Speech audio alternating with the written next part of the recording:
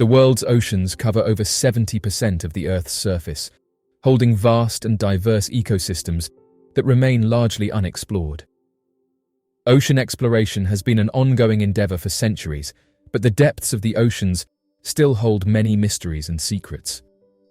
Throughout history, countless civilizations have risen and fallen, leaving behind remnants of their existence for future generations to discover. However, some civilizations have met a more obscure fate, sinking beneath the waves and disappearing into the depths of the ocean.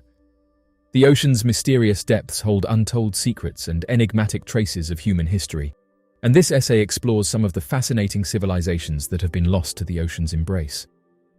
Online users recently made an intriguing discovery while exploring Google Earth. Just off the coast of Peru, there is a prominent and distinct structure that's captured people's attention. Interestingly, the surrounding area appears blurred, sparking speculation that there could be additional objects nearby or even an underwater base, potentially explaining the lack of visibility. The massive object's dimensions reach an impressive 4,600 meters. At present, theories regarding its identity vary, including suggestions of an ancient settlement or an undiscovered pyramid, among other possibilities. According to those who investigate the unknown, there is an increasing occurrence of these objects. Pyramidal formations have been found in various locations worldwide, suggesting that it is plausible that the current finding falls under the same category. The source predicts that within the next century, the frequency of such discoveries will likely surge. Some people have started to doubt what other hidden treasures might lie beneath the vast oceans, considering remarkable discoveries like this one. In the last 60 years, underwater archaeologists have uncovered the remains of ancient civilizations that have been lost to the depths. Google Earth enables individuals to explore the Earth remotely, leading to numerous captivating discoveries. The world's oceans have swallowed countless civilizations throughout history, leaving behind tantalizing traces of lost worlds beneath the waves. Some have suggested that a great flood that was documented by countless civilizations could be responsible for these underwater cities. Across cultures and religions, the tale of a great flood has been a recurring theme, transcending time and geography. From the biblical story of Noah's Ark to ancient Mesopotamian epics like the Epic of Gilgamesh, numerous accounts narrate a catastrophic flood that engulfed the world. As a result, scientists and researchers have sought to determine if there is any tangible evidence of a great flood happening in ancient times.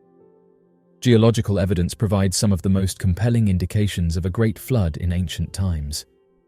One of the most famous examples is the Black Sea deluge hypothesis, which proposes that the Black Sea was once a freshwater lake separated from the Mediterranean Sea by a land bridge. Around 7,600 years ago, a catastrophic rise in sea level from melting glaciers and rising ocean waters breached the land bridge, causing a massive influx of salt water into the Black Sea. This event is believed to have had catastrophic consequences for the inhabitants of the region, leaving a lasting impression on local cultures and becoming the basis for the flood myths in the area. Archaeological evidence also supports the possibility of a great flood in ancient times. In Mesopotamia, an ancient region located between the Tigris and Euphrates rivers, archaeologists have uncovered evidence of widespread flooding.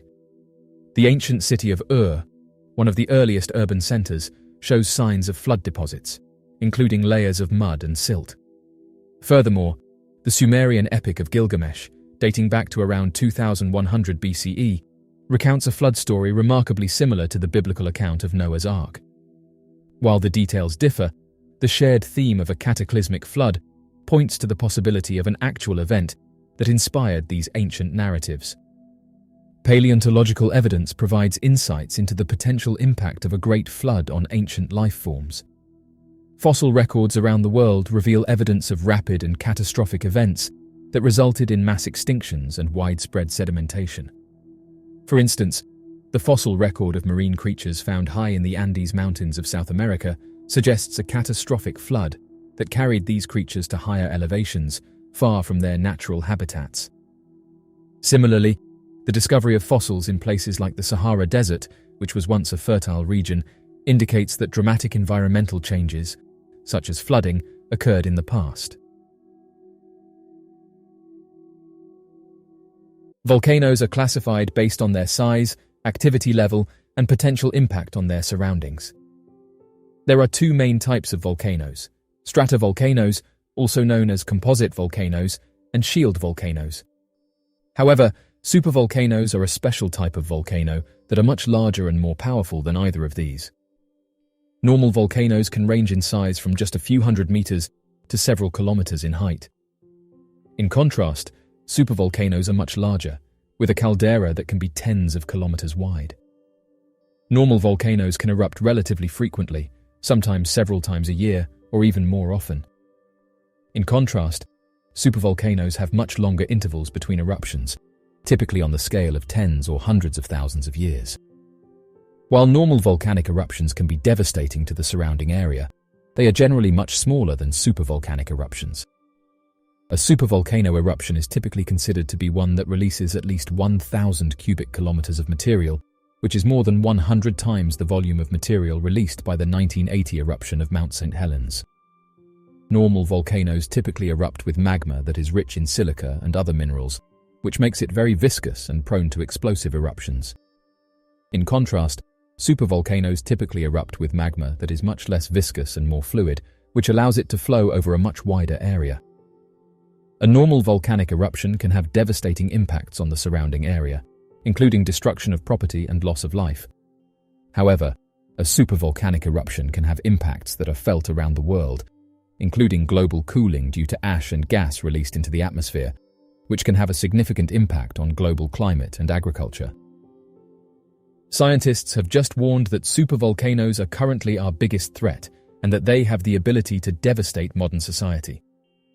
Michael Cassidy, a professor of volcanology at the University of Birmingham, said the following: "Over the next century, large-scale volcanic eruptions are hundreds of times more likely to occur than our asteroid and comet impacts put together."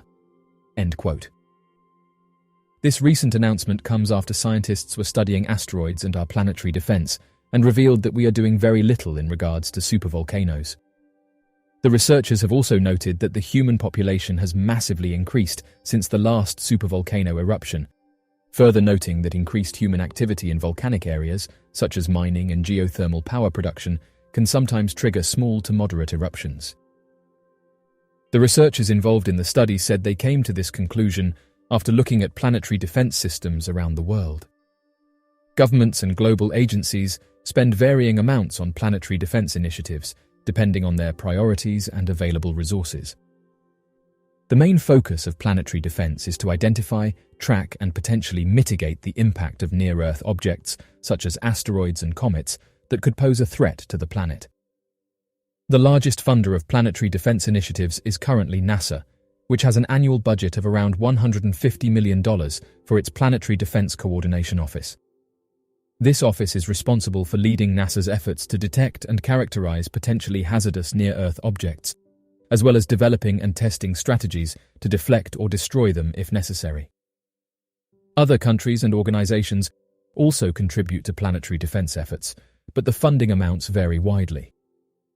For example, the European Space Agency has an annual budget of around $15 million for its Space Situational Awareness program, which includes near-Earth object detection and tracking. Rather worryingly, it was during this study that researchers said that there's very little we can do when it comes to supervolcanoes. Supervolcanoes are considered to be one of the most dangerous natural disasters that could occur on Earth. A supervolcano eruption is an incredibly powerful explosion that can release thousands of times more energy than a regular volcanic eruption, and the amount of energy released is enough to cover an entire continent with ash, leading to global impacts. One of these eruptions can release an enormous amount of ash into the atmosphere, which can block out the sun for weeks, months, or even years. This can cause global cooling, which can impact agriculture and cause food shortages. The ash released during a supervolcano eruption can also combine with water vapor in the atmosphere, leading to the production of acid rain. This can damage crops, forests, and water supplies. A supervolcano eruption can also release pyroclastic flows, which are fast-moving currents of hot gas and volcanic matter, and these flows can reach speeds of over 100 kilometers per hour and can incinerate everything in their path. A supervolcano eruption can trigger tsunamis that can cause massive destruction along coastlines. The displacement of large volumes of water can lead to huge waves that can travel thousands of kilometers across oceans. The effects of a supervolcano eruption can be felt around the world. The release of ash, gases, and other materials into the atmosphere can impact climate, leading to global cooling, changes in rainfall patterns, and other effects. At this moment in time, researchers involved in these studies have said that a supervolcano eruption is incredibly dangerous due to its massive explosions, large ash clouds, acid rain, pyroclastic flows, tsunamis, and global impacts. While these eruptions are rare, they've noted that the most famous supervolcano that is considered potentially active is the Yellowstone caldera in the United States, which last erupted approximately 640,000 years ago. Scientists have said that one of the most worrying outcomes after the eruption of a supervolcano would be the significant impact it would have on agriculture. The primary impact would come from the ash cloud that would be produced during the eruption. This ash cloud would block out sunlight, leading to a drop in temperature and reduced photosynthesis in plants. This would result in a decrease in crop yields and could potentially lead to famine and food shortages. In addition to the ash cloud, the eruption could also release large amounts of sulfur dioxide into the atmosphere. This gas can combine with water vapor to form sulfuric acid, which can fall to the ground as acid rain. Acid rain can damage crops and make soil less fertile, further reducing crop yields. The eruption of a supervolcano could also have long-term effects on agriculture, with researchers saying that the ash and other volcanic materials that are deposited on the ground would alter the chemical composition of the soil, making it less fertile. The volcanic ash can also release nutrients into the soil, which can lead to an initial boost in plant growth, but can also lead to nutrient depletion over time. The last time a supervolcano erupted was approximately 26,500 years ago, when the Taupo volcano in New Zealand erupted. This eruption was classified as an 8 on the Volcanic Explosivity Index, which is the highest level on the index, with scientists saying that it produced more than 1,000 cubic kilometers of ash and volcanic material. The eruption was so powerful that it created a large caldera, or collapsed volcanic crater, which is now filled with water and known as Lake Taupo.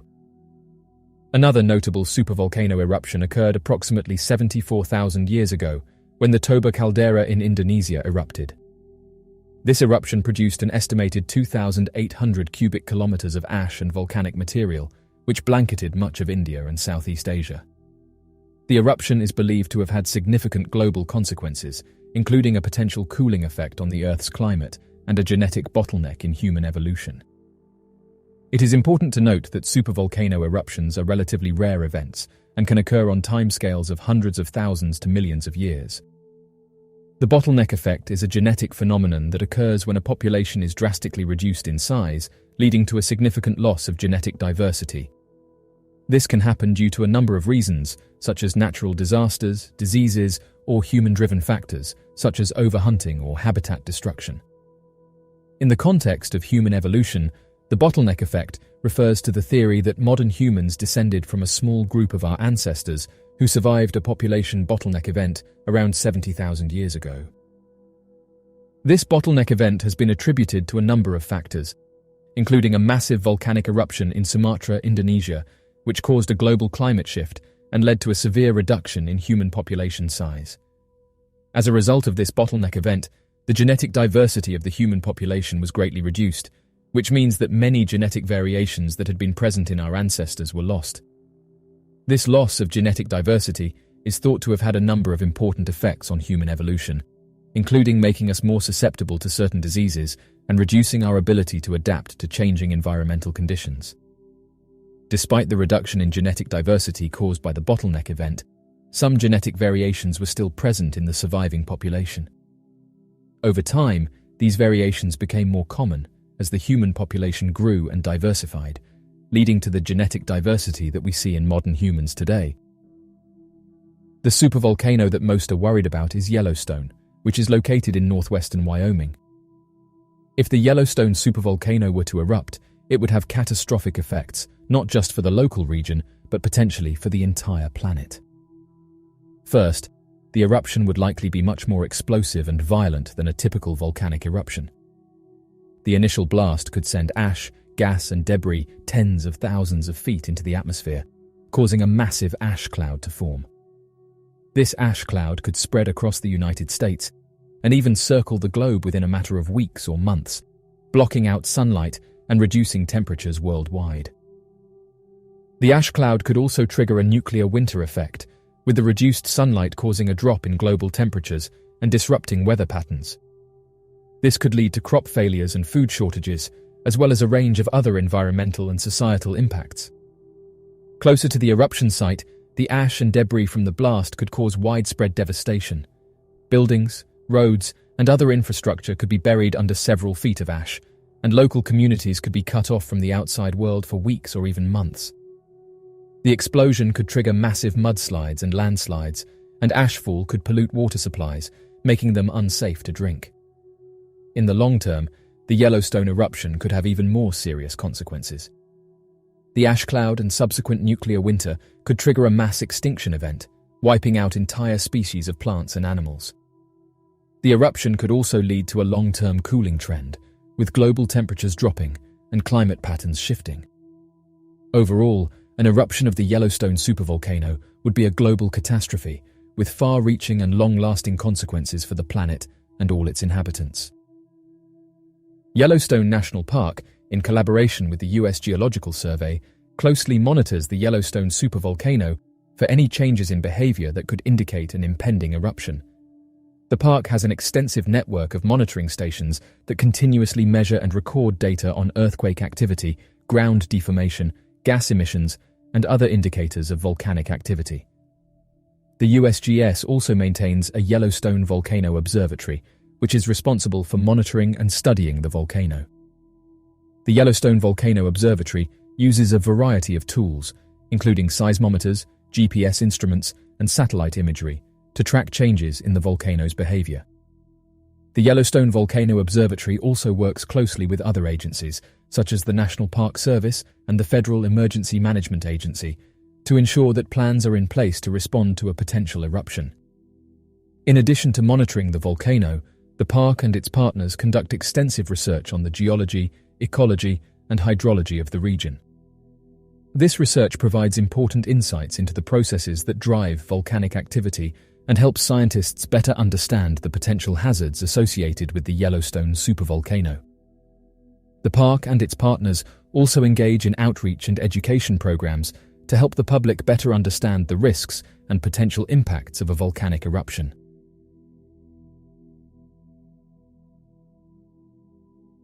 So, what do you make of these recent discoveries and announcements? Be sure to leave your questions and answers in the comments section below and help us to grow this community while working to solve these unexplained mysteries. Thank you for watching, and don't forget to subscribe for more videos.